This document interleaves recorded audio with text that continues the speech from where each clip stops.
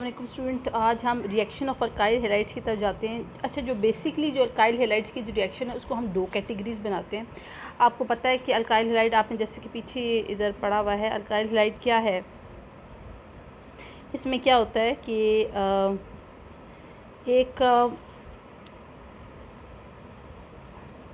Hydrogen atom जो है वो आर ग्रुप के साथ अटैच होता है। ठीक है, जैसे कि आपने इधर पढ़ा, इसका जनरल फार्मूला भी ये आर एक्स। इसमें हाइड्रोजन एटम जो है वो एक अल्काइल ग्रुप के साथ अटैच है। तो ये सारे अल्काइल हैलाइड्स हैं। ठीक है, अब अल्काइल हैलाइड की जो रिएक्शन है उसकी दो कैटेगरी। आप जैसे इधर इधर इसमें ही देख लें कि एक है न्यूक्लियोफिलिक सब्स्टिट्यूशन रिएक्शन और एक होता है elimination reaction. Nucleophilic substitution reaction क्या होता है, जैसे कि आप देख रहे हैं अल्काइल हैलाइड में, ये आप देख रहे हैं ये वाला bond carbon to hydrogen bond, ये आपको पता है ये नॉन पोलर बॉन्ड है। उसकी क्या वजह है, कार्बन की इलेक्ट्रोनेगेटिविटी कम है, इतनी ज़्यादा नहीं है, 2.5 समथिंग है, जबकि हाइड्रोजन की तो ज़्यादा होती है, किसी की 4 है, किसी की 3.2 है, किसी की 3 है। तो हाइड्रोजन की तो इलेक्ट्रोनेगेटिविटी ज़्यादा है, जबकि कार्बन की 2.5 है। तो जब भी कोई बॉन्ड कार्बन और हाइड्रोजन के बाद दरमियान बनेगा तो उसकी वजह से क्या होगा, लोन पेयर जो होगा वो हाइड्रोजन की तरफ ज़्यादा होगा और कार्बन की तरफ कम। तो इसकी वजह से हाइड्रोजन के ऊपर स्लाइटली नेगेटिव चार्ज आ जाएगा और कार्बन के ऊपर स्लाइटली पॉजिटिव चार्ज आ जाएगा। तो अल्काइल हैलाइड के केस में जो है ये हाइड्रोजन जो है वो न्यूक्लियोफाइल के तौर पे एक्ट कर रहा है। अच्छा, न्यूक्लियोफाइल क्या होता है? न्यूक्लियोफाइल बाय डेफिनेशन होता है चाहे कोई सिंपल रेडिकल हो, कोई भी नेगेटिवली चार्ज रेडिकल हो, चाहे वो एक एटम पर मुश्तमिल हो या ग्रुप ऑफ एटम के ऊपर मुश्तमिल हो, कोई भी नेगेटिव चार्ज एटम रेडिकल हो, या कोई ऐसा मॉलिक्यूल हो जिसके पास एक फ्री पेयर ऑफ इलेक्ट्रॉन मौजूद हो जो वो किसी को डोनेट कर सकता हो, तो उसको हम न्यूक्लियोफाइल कहते हैं। तो ये जो बॉन्ड है, ये जो अल्काइल हैलाइड में जो हाइड्रोजन एटम है इसके ऊपर स्लाइटली नेगेटिव चार्ज मौजूद है। ठीक है, तो ये भी इस केस में न्यूक्लियोफाइल है। ये बात समझ आइए। न्यूक्लियोफाइल होने के लिए शर्त ये है कि it can be a radical, negatively charge radical, चाहे वो सिंपल रेडिकल हो या कंपाउंड रेडिकल हो, यानी एक से ज़्यादा एटम पर मुश्तमिल हो, या कोई ऐसा मॉलिक्यूल हो जिसके पास एक फ्री लोन पेयर हो।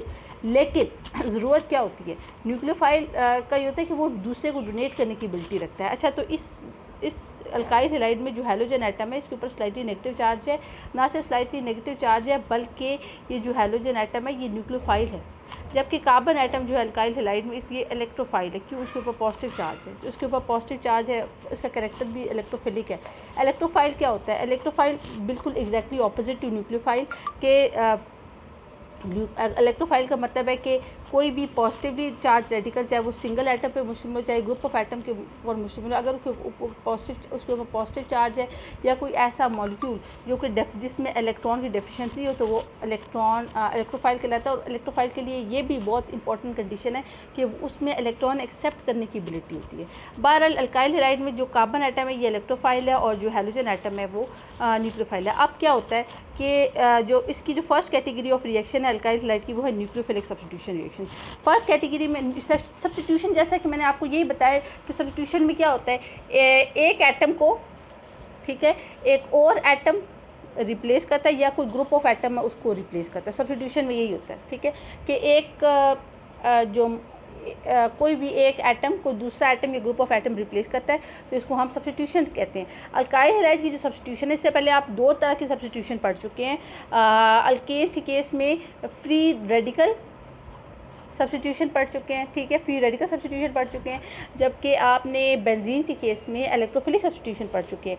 लेकिन ये केस जो है ये न्यूक्लियोफिलिक सब्स्टिट्यूशन है। न्यूक्लियोफिलिक सब्स्टिट्यूशन क्या होता है, इसमें आपको पता है हाइड्रोजन एटम न्यूक्लियोफाइल के तौर पर बिहेव करता है, तो अब इस हाइड्रोजन को कोई और न्यूक्लियोफाइल रिप्लेस करता है। ठीक है, लेकिन चूंकि हाइड्रोजन भी न्यूक्लियोफाइल है, तो ये जब निकलेगा तो अपने लोन पेयर के साथ, अपने ये बॉन्ड पेयर नहीं, ये बॉन्ड डिसॉल्व होगा, तो जब ये निकलेगा ना तो ये लोन पेयर के साथ, ये एक बॉन्ड पेयर के साथ निकलेगा, ये ऐसे नहीं निकलेगा।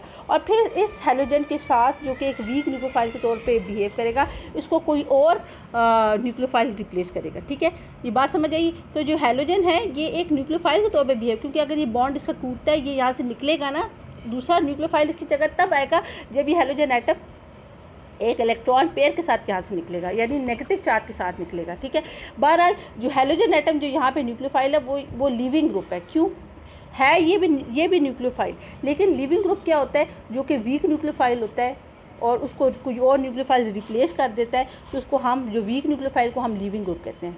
कहेंगे इस पर्टिकुलर केस में। और जो इनकमिंग जो न्यूक्लियोफाइल है वो स्ट्रॉन्ग, जाहिर बात है वो स्ट्रॉन्ग होगा ना इससे, तभी तो उसने इसकी जगह ले ली। अब जो इनकमिंग न्यूक्लियोफाइल है उसके पास भी एक, या तो उसके ऊपर नेगेटिव चार्ज है, नेगेटिव चार्ज का मतलब ये होता है उसके पास एक इलेक्ट्रॉन पेयर है जो वो डोनेट कर सकता है, या कोई ऐसा मॉलिक्यूल है जिसके पास एक इलेक्ट्रॉन पेयर है, ठीक है। तो जाहिर बात है इसकी रिप्लेसमेंट दूसरे से तभी होगी जब आने वाला जो अटैक करने वाला न्यूक्लियोफाइल है वो स्ट्रॉन्ग होगा, ठीक है।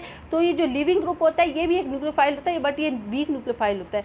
बहरहाल ये निकलेगा अपने लोन पेयर के साथ, और इसको जो आने वाला जो न्यूक्लियोफाइल है वो आने वाला भी न्यूक्लियोफाइल है, जो अटैक करने वाला है वो भी न्यूक्लियोफाइल होगा, जो डिपार्चर करने वाला है वो भी न्यूक्लियोफाइल है। ये बात समझ आई, आने वाला भी न्यूक्लियोफाइल है, डिपार्चर करने वाला भी न्यूक्लियोफाइल है, ये बात समझ आ गई। तो वो भी जब आएगा तो अपने लोन पेयर के साथ आएगा, लेकिन वो स्ट्रॉन्ग न्यूक्लियोफाइल होगा, और ये लिविंग ग्रुप्स वीक होगा तभी इसको छोड़ देगा। तो एक जो कैटेगरी ऑफ रिएक्शन है अल्काइल हैलाइड की, वो जैसा कि मैंने आपको पहले बताया वो क्या है, न्यूक्लियोफिलिक सब्स्टिट्यूशन रिएक्शन, ठीक है। जैसे कि अब आपको बात अच्छी तरह समझ आ गई होगी, इस केस में एक न्यूक्लियोफाइल दूसरे न्यूक्लियोफाइल की जगह लेता है। अब जाहिर बात है दूसरा न्यूक्लियोफाइल उसकी जगह तभी लेगा जब वो उससे ज़्यादा स्ट्रॉन्ग होगा, ठीक है। तो ये वाले those reaction in which the halogen is replaced by some other atom और अ ग्रुप। इस चूँकि आपको पता है अल्काइल हैलाइड का न्यूक्लियोफाइल क्या है, हैलोजन। अल्काइल हैलाइड का न्यूक्लियोफाइल हैलोजन है, जबकि अल्काइल हैलाइड का इलेक्ट्रोफाइल जो है वो कार्बन है, ठीक है। तो पहली कैटेगरी क्या है, those reaction in which the halogen atom is replaced by some other atom और अ ग्रुप। तो इनको हम कहते हैं न्यूक्लियोफिलिक सब्स्टिट्यूशन रिएक्शन, और SN capital SN SN reaction से हम भी करते हैं, ठीक है। और दूसरा है दूसरी कैटेगरी है those in which the removal of HX takes place from none, इस ये नहीं है, इसमें form the adjacent carbon atom, ठीक है। तो दूसरी कैटेगरी क्या है कि जिसमें इसे नोने लिखा हुआ है 12, इसमें तो HX रिप्लेस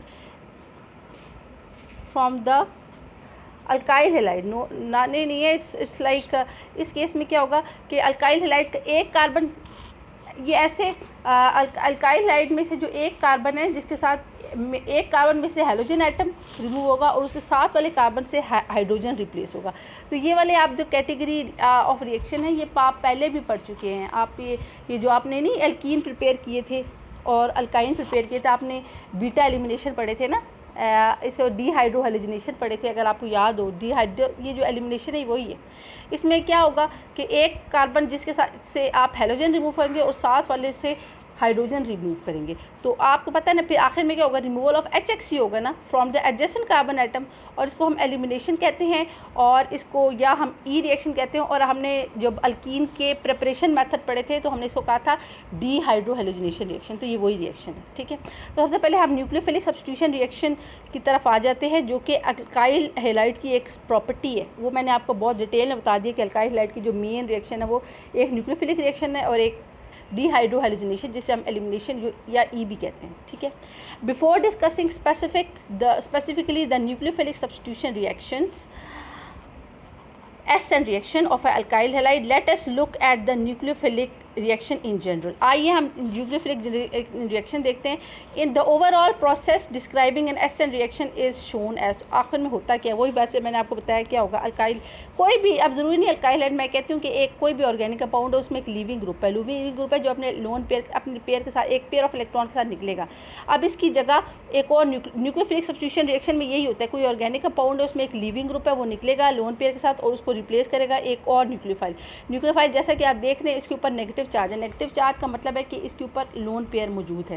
ये नेगेटिवली चार्ज रेडिकल भी हो सकता है या कोई मॉलिक्यूल भी हो सकता है जिसमें ऐसा लोन पेयर मौजूद हो जो वो दूसरे को डोनेट कर सकता है। तो उसका ओवरऑल रिजल्ट क्या ये निकला, अपने लोन के लिविंग ग्रुप जो है L stand for leaving group अपने लोन पेयर के साथ निकला और इसकी जगह ये न्यूक्लियोफाइल अटैक किया। अब आप ये देखें कि ये जिस जगह से लिविंग ग्रुप निकला उसके ऑपोजिट साइड से न्यूक्लियोफाइल आया, उस जगह पे नहीं आया बल्कि ऑपोजिट साइड से आया। तो आप ज़रा देखिए इसका ओवरऑल बॉन्ड क्या है, न्यूक्लियोफिलिक। अब ये न्यूक्लियोफाइल है, इसने कार्बन से जो बॉन्ड है इस साइड से बनाया है, ये लिविंग ग्रुप इधर से निकला है, तो ये वाला पोजीशन होगी और ये लिविंग ग्रुप भी एक लोन पेयर के साथ निकलेगा जैसे कि उसके ऊपर नेगेटिव चार्ज बता रहे हैं, ठीक है।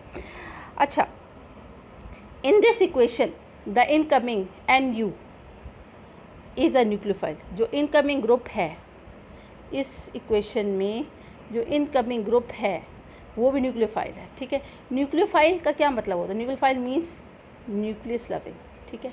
इट हैज़, न्यूक्लियोफाइल का क्या मतलब होता है, nucleus loving. It has an unshared electron pair available for bonding इसके पास एक unshared and in most cases it is basic in character, यानी जाहिर बात है जब ये पानी में हल होता है न्यूक्लियोफाइल तो ये OH नेगेटिव आयंस देता है, बेसिक कैरेक्टर का ये मतलब है। It may be negatively charge और न्यूट्रल, लेकिन चाहे नेगेटिवली चार्ज हो चाहे न्यूट्रल, लेकिन उसके अंदर पास एक लोन पेयर हो जो दूसरे को दे सके। एग्जांपल ऑफ न्यूक्लियोफाइल कौन से है? OHO OH नेगेटिव जिसको हम हाइड्रोक्साइड आयन कहते हैं, इथॉक्साइड आयन इसके ऊपर नेगेटिवली चार्ज है, हाइड्रोजन सल्फाइड आयन, ठीक है, thiocyanate ion, water neutral molecule, लेकिन इसके पास एक ऐसा लोन पेयर ऑक्सीजन के पास, बल्कि इसके वाटर के पास इनफैक्ट 2 लोन पेयर है जो दूसरे को दे सकती है, तो वाटर भी न्यूक्लियोफाइल है। Amino group NH2 negative, amino group, ठीक है, Cl negative, chloride and bromide and ammonia. अब इसके पास एक लोन पेयर है, वाटर के पास 2 लोन पेयर थे ना, अमोनिया के N के पास एक लोन पेयर जो दूसरे को दे सकता है, cyanide and iodide and. So these are all examples of the nucleophile. Then हम इलेक्ट्रोफाइल की तरफ आते हैं। इलेक्ट्रोफाइल क्या होता है? जो इलेक्ट्रोफाइल है ये जस्ट ऑपोजिट है न्यूक्लियोफाइल के। It is a species which attracts, अच्छा इलेक्ट्रोफाइल क्या होता है? उसमें वो पॉजिटिवली चार्ज रेडिकल भी हो सकता है, सिंपल कंपाउंड कुछ भी हो सकता है, या कोई ऐसा मॉलिक्यूल हो सकता है जिसमें डेफिशिएंसी ऑफ इलेक्ट्रॉन हो और वो चाहता हो कि मुझे इलेक्ट्रॉन मिले। So it is a species which attracts electron, इसको इलेक्ट्रॉन लविंग भी कहते हैं। फाइल का मतलब भी लविंग होता है, ठीक है। The carbon atom of an alkyl group attached with the halogen atom and bearing a partial positively charge is an electrophile or electrophilic centre. जो अल्काइल हैलाइड में आपने देखा है कि जो कार्बन एटम है जिसके ऊपर पार्शियल पॉजिटिव चार्ज होता है ये वाला, तो ये इलेक्ट्रोफिलिक सेंटर या इलेक्ट्रोफाइल कहलाता है। इलेक्ट्रोफाइल भी न्यूट्रल भी हो सकता है, लेकिन न्यूट्रल भी हो तो इसमें एक डेफिशिएंसी ऑफ इलेक्ट्रॉन हो, कम से कम एक तो इलेक्ट्रॉन पे की डेफिशिएंसी या पॉजिटिवली चार्ज, ठीक है। तो ये आप देखते हैं इथेन, ये भी दिया हुआ है। देन लीविंग ग्रुप मैंने आपको बता दिया कि लीविंग ग्रुप का भी मैंने आपको बता दिया, इट इज़ ऑल्सो न्यूक्लियोफाइल, लेकिन ये वीक न्यूक्लियोफाइल होता है तभी तो ये निकलता है, ठीक है। It is also is called leaving group because it departs with an unshared pair of electron. If we wish SN reaction to proceed in the forward reaction, अगर हम चाहते हैं कि हमारा जो न्यूक्लियोफिलिक सब्स्टिट्यूशन रिएक्शन है वो हो, तो जो इनकमिंग न्यूक्लियोफाइल है उसको स्ट्रॉन्ग होना चाहिए लीविंग ग्रुप से, must be stronger than the leaving group, departing group. अगर जो इनकमिंग अटैकिंग न्यूक्लियोफाइल है वो स्ट्रॉन्ग नहीं होगा तो फिर ये न्यूक्लियोफिलिक रिएक्शन नहीं होगा, ठीक है। तो इसी तरह वो बता रहे chloride, bromide, iodide, HSO4 are good nucleophile, यानी ऐसी ऑर्गेनिक कंपाउंड है अगर उसमें ये वाले ग्रुप्स मौजूद है तो दे आर न्यूक्लियोफाइल, पर they are good leaving group, ये आसानी से निकल जाते हैं। While the groups OH OR negative, poor leaving groups are OH negative, OR, ये पुअर लिविंग ग्रुप है। क्यों? क्योंकि ये स्ट्रॉन्ग न्यूक्लियोफाइल्स हैं, तो इनको रिप्लेस करना बड़ा मुश्किल हो जाता है। Iodide ion is a good nucleophile as well as